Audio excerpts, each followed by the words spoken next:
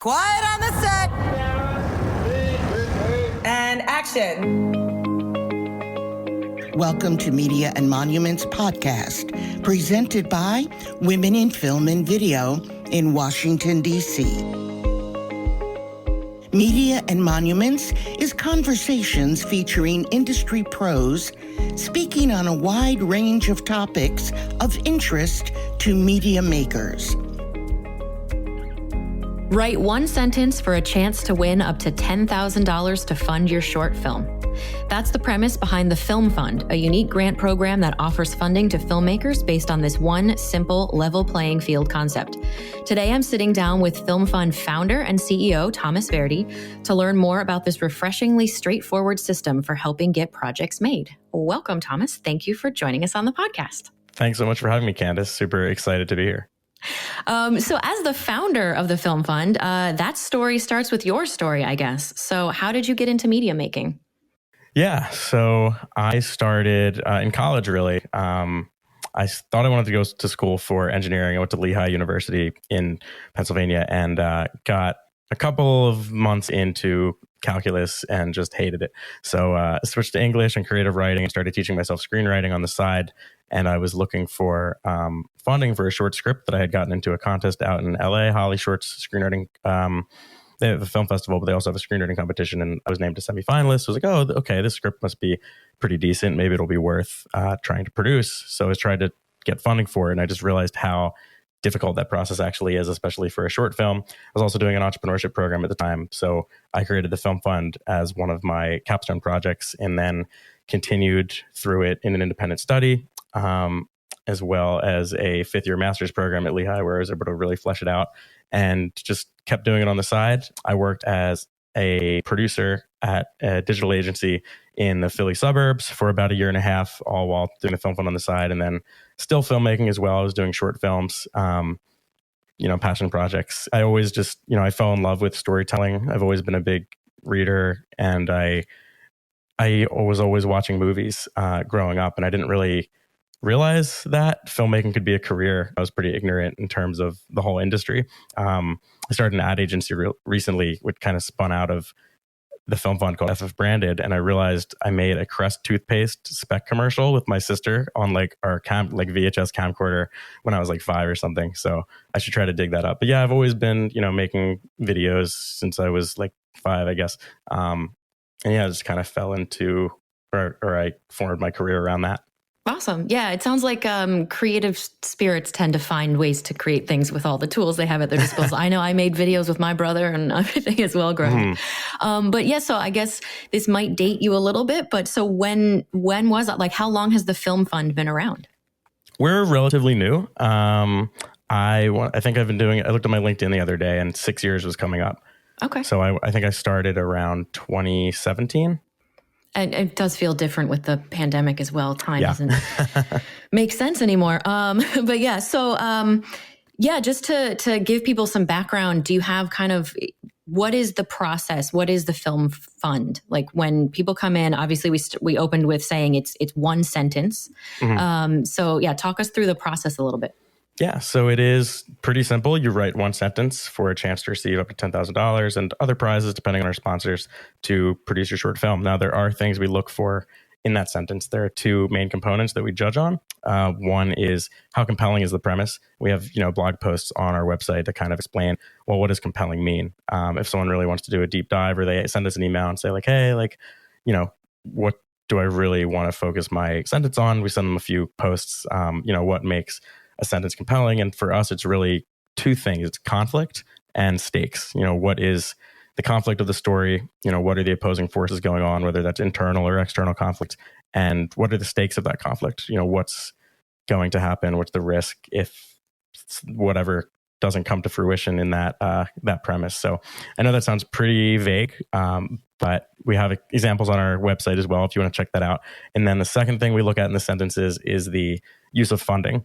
So not only do you have to have a compelling premise, you also have to say what you would use some of the funding for if you were chosen as a winner. And generally, you don't have to say everything because it is only one sentence. You're limited to 200 characters. But the sentences that are the strongest, the use of funding portion of the pitch, kind of relates to and strengthens the premise. So if you have a sentence that's like, I'm just going to spitball something stupid here, but a man falls in love with a woman who believes she's a human alien hybrid, and our funding will be used for alien special effects.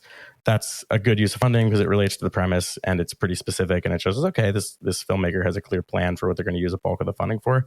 Whereas sometimes we get pitches that are like, this funding is going to help us make the movie. Like, that doesn't really, like, duh. We would hope so. So yeah, being pretty specific in the funding use is what we look for. Yeah. So you fund shorts, narrative and documentary shorts. Mm-hmm. Why only shorts? It was easy to start with shorts. When I was a college student, I was looking for funding for a short, and I realized that niche, there wasn't really an easy, straightforward way to go about funding shorts. So that's what we started with. But to your point, we have been getting a lot of emails over the past few years saying, do you fund features? I have a feature I want to fund. So we're actually launching feature funding. Our goal is by the end of September. So keep an eye out for that yet. It won't be as simple. It'll be a little bit more in depth than one sentence, but we are going to try to keep it as simple as possible. Ooh, perhaps one paragraph? Yes, maybe one paragraph. 2 or 3 sentences?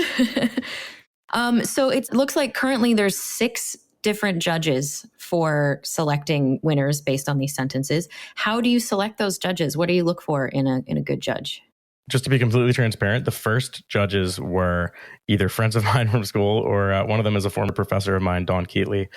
She works in the horror space, so she's very familiar with horror film and film studies and analyzing it. But really, we look for anyone who has kind of a creative and analytical mindset. It doesn't necessarily have to be limited to film. Like, one of the judges is Eli Hess, and he's actually an architect.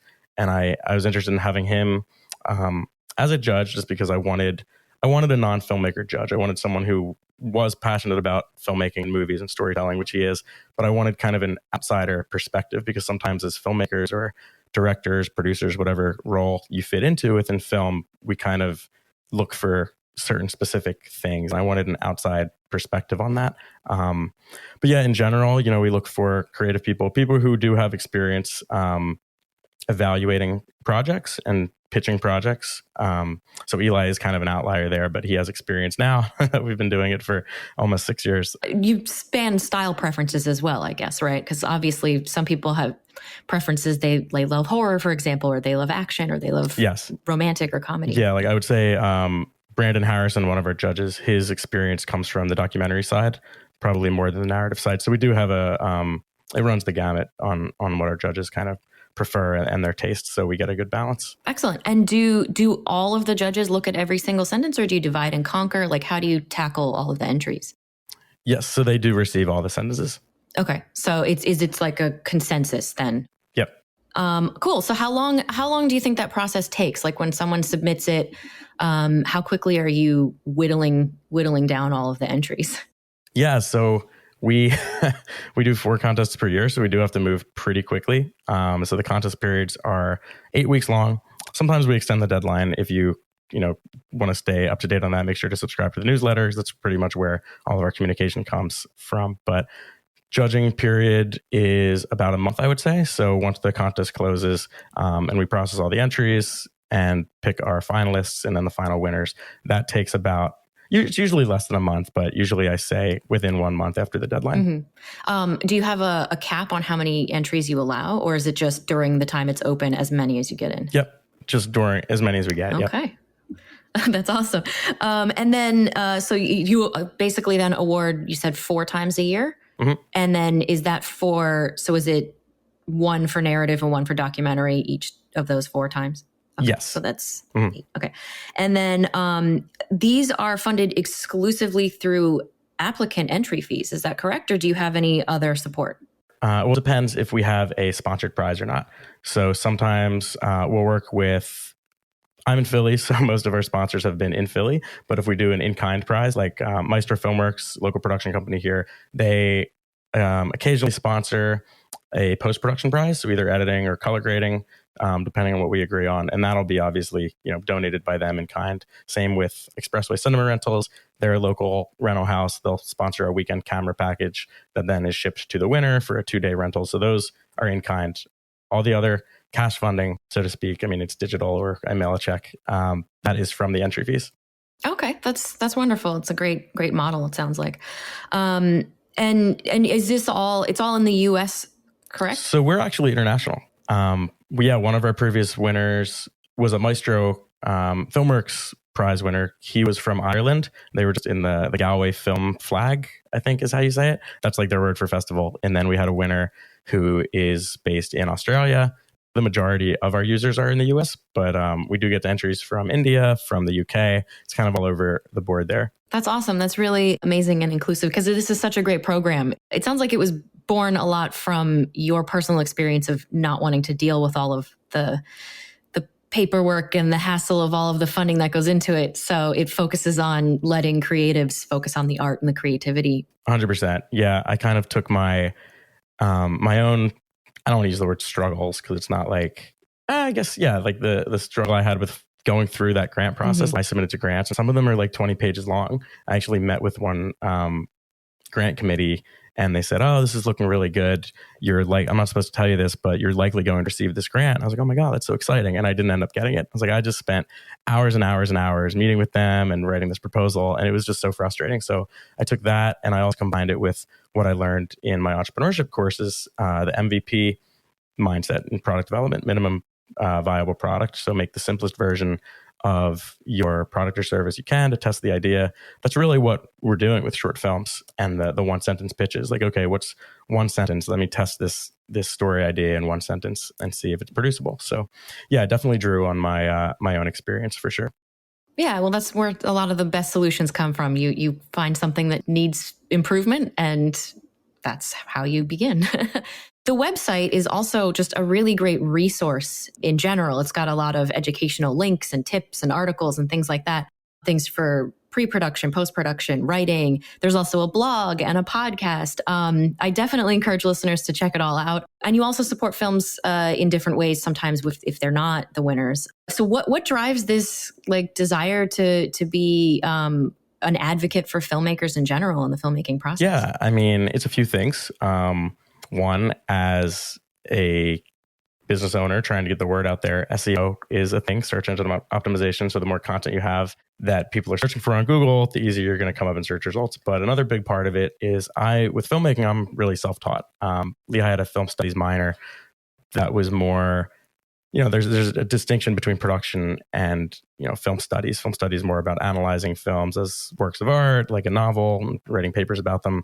Like I never picked up a camera during my education through the film program at Lehigh. So everything I learned was either Googling and being on forums. I don't even know if people are on forums anymore. But yeah, like YouTube. And just reading blogs. So I realized, like the Film Fund can also be a community. It can be a resource for budding filmmakers who have no idea where to start, have no idea how to make a budget, have no idea how to write a script, or there's so many books out there. Well, what books would you recommend? Because some of them aren't great. Some of them are amazing. So when I was writing that content strategy, I just thought, in addition to the keyword research I did for SEO, it was like, okay, well, what content would want to learn as a budding filmmaker? So a lot of our content comes from that. And then the podcast, it's a really great way. I'm really bad at looking at our analytics for the podcast, to be honest with you. I look at our page views and our website traffic, but the podcast specifically, I don't track as much, which I should, but it's also, I think a bigger part of it is just connecting with our community, and whether that's having a previous winner on, a filmmaker who has won the Film Fund's contest, or if it's one of our sponsors or partners. It's just a great way to connect. And because everything we do is online, like I'm running this film company, but I'm not on set a whole bunch. Most of the producing is remote, just me from my laptop, giving away the funding and managing the projects through email. The ad agency is a little more hands-on. Like I'll go out to set if we have a local project, but it's just a great way to connect with community and talk to people face to face. The filmmaking community really is a community. I mean, you can't do any of these projects by yourself ever, it seems like.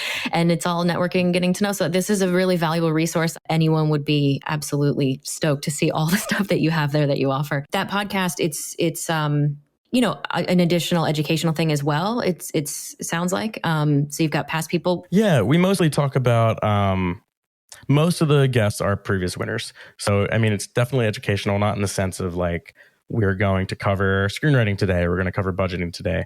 It's more, tell me about your project. What were some challenges you encountered on set? What's some advice you would give to our filmmaking community? And you can really learn a lot by you're really being immersed in their project, because they're talking about, oh, one day on set we did this and this happened and the camera broke and we had to fix it and get a new camera. And it's just like, it's really like a producer. It's if you're interested in producing, it's a really great resource, because you can find out like horror stories of what happened on set, or maybe really good things that happened on set. Like, oh, I'm going to do that on my production. Or one really great tip that I learned actually myself was you should definitely create a trailer for your short film, because you can upload it. Now, I knew that was a good marketing thing to do just in general, but Film Freeway has a service where you can pay to upload and promote your trailer. And then other film festivals are then sent this trailer, and they can actually invite you to submit to their festival. And sometimes they give you fee waivers, which I didn't really know that. So just for my own filmmaking career, I learned that in the podcast. So there's just a bunch of tips, that you just get from talking to the filmmakers. And obviously, as a similar sort of minded podcast, this one, Media and Monuments, we also kind of try to just talk to people in a variety of subjects, but also just about some individual project journeys, because you can learn so much just about hearing the specifics, a little bit more specifics about one particular project, because everything's unique, but there are nuggets of information that can be great advice moving forward from any source. You definitely learn a lot in every project. But speaking of also talking to some of those past winners, what are some of your favorite success stories that were made possible because of the Film Fund? Yeah. Most recently we had one go to Dances with Films. It was Mike Urbino, his film Freelance, that was just in Dances with Films and another festival in New York City. So that was super exciting. We got an earlier winner. This was like I want to say this was pre-pandemic, because I remember doing the podcast recording with them over COVID, but it was called Sunday Dinner. And that is our project that's probably had the most views. It got into Omletto, which is an online curator on YouTube. If you're not familiar with it, they only accept films that have played at, I think, Academy Award qualifying festivals.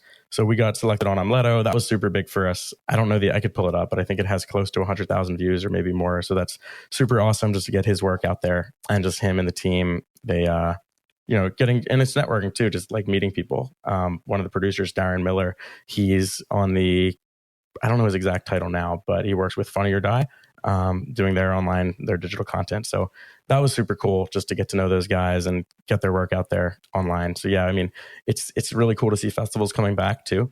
And the local ones I can go to, like they screened at a festival in New Jersey that I went to was it 2 years ago? Yeah. In 2020, I guess it was, maybe 2021. A couple of projects that I'm super proud of. That's awesome. Yeah. And it sounds like there's going to be a ton more in the future as well, especially as the Film Fund continues to grow and stay international and get with bigger projects and everything. And I think this is really, really an amazing resource. I cannot encourage it enough for people to check it out. Is there anything you would want people to know about the Film Fund that we haven't really gone over yet? I would say definitely read the rules and read our FAQ and our blog posts, because they're just super useful. And email me. My email's super straightforward, tom@thefilmfund.co. I respond to every email, even the mean ones. So I get some nasty ones that say, because it is a contest at the end of the day, so not everyone can win, and sometimes people get a little mad. I would say check out the blog for useful tips, but also make your pitch sentences, your entry sentences, make sure they're only one sentence, because that is an important role, and that's a distinction we have. And if it's more than one sentence, you actually will be disqualified. So that's kind of something that's very important to us, because as a producer, attention to detail is so important. Even just as a filmmaker, regardless of whether you're a cinematographer or a director, filmmaking is about the details and producing is about the details. And if, from step one, enter this contest, make a pitch, the rules say write one sentence. All over the website is one sentence. We get so many pitches that are 2 sentences. So if you're listening to this and you're submitting to the Film Fund, big tip, make it one sentence. Yeah, they're serious about that. It is just one sentence. It's not just the 200 characters. It's one sentence within that. We will definitely put the website and links to your socials and all of that in the show notes. But again, just tell everyone one more time the website and where they can learn more and possibly even submit? Yeah, so our main website is thefilmfund.co. That's co, not .com. Check us out at thefilmfund.co. We're also on Instagram at filmfund. Twitter is at simply filmfund. Facebook is facebook.com/filmfundco.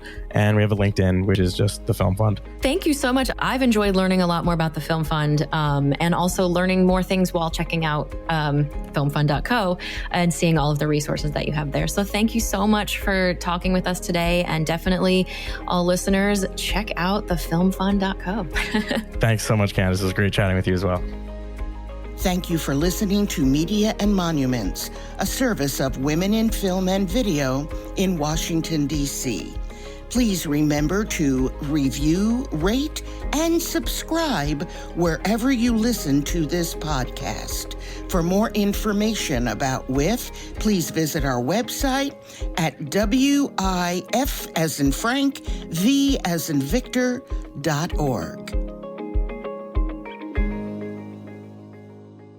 That's a